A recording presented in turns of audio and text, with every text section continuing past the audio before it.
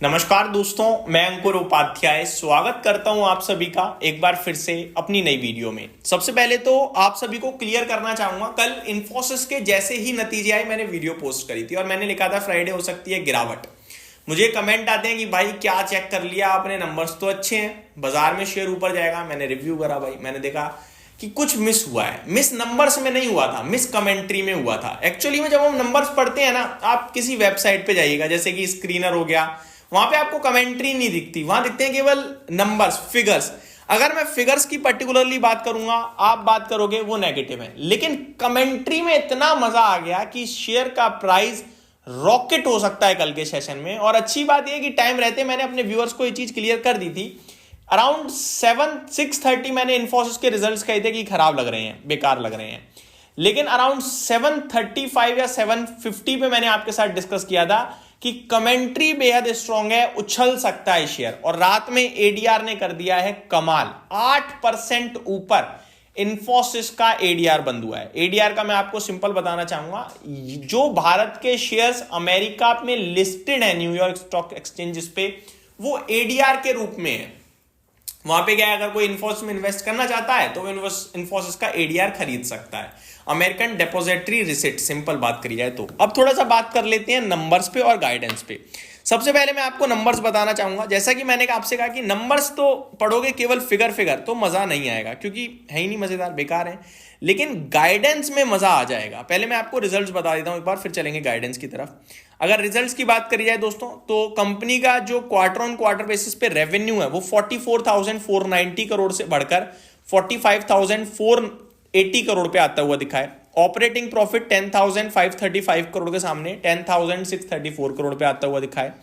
Margins, company के operating profit margins 24% के सामने 23% है। ये ऑपरेटिंग प्रॉफिट मार्जिन है दोस्तों, इसे एबिट मार्जिन मत समझिएगा। नेट प्रॉफिट 7,375 करोड़ के सामने 6,666 करोड़ पे आते हुए दिखे हैं आप सभी को सेशन में। ठीक है जी, ये तो हो गए आपके लिए ओवरऑल इन्फोसिस के नतीजे। अब थोड़ा सा मैं आपको बताना चाहूंगा जो कंपनी के रिजल्ट से जो बाजार को एक्सपेक्टेशंस थी उनके बारे में। एक्सपेक्टेशंस के सामने इसने काफी वीक परफॉर्म किया था। जैसे कि कंसोलिडेटेड बेसिस पे मैं आपको बताऊं, अगर मुनाफा तो 6,465 करोड़ पे आया, 6,654 करोड़ पे, माफ कीजिएगा 6,654 करोड़, अनुमान 7,500 करोड़ का था। यहां पे लेबर कॉस्ट एडजस्टमेंट हो सकता है, ये मान लेते हैं, आगे बढ़ते हैं। अगर मैं बात करूं आप सभी के साथ एबिट यानी कामकाजी मुनाफे की, तो 9,480 करोड़ पे आया था, अनुमान था 9,600 करोड़ का, अनुमान से खराब। एबिट मार्जिन 20.84% पे आए, अनुमान 21.3% का था। तो नंबर्स तो वीक थे, लेकिन फिर भी एडीआर ऊपर क्यों भागा, अब इस पे आता हूं। दोस्तों गाइडेंस में कमाल कर दिया है भाई साहब। सबसे पहले शुरुआत करते हैं गाइडेंस से ही। पहले तो कंपनी ने जो रेवेन्यू गाइडेंस है फाइनेंशियल ईयर 26 यानी पूरे वित्त वर्ष के लिए, उसको अपवर्ड की तरफ रिवाइज करा है। 3% से 3.5% की गाइडेंस कर दी है कांस्टेंट करेंसी टर्म्स में। वहीं मार्जिन 20 से 22% पे बने रहेंगे, ये कहा है कंपनी ने।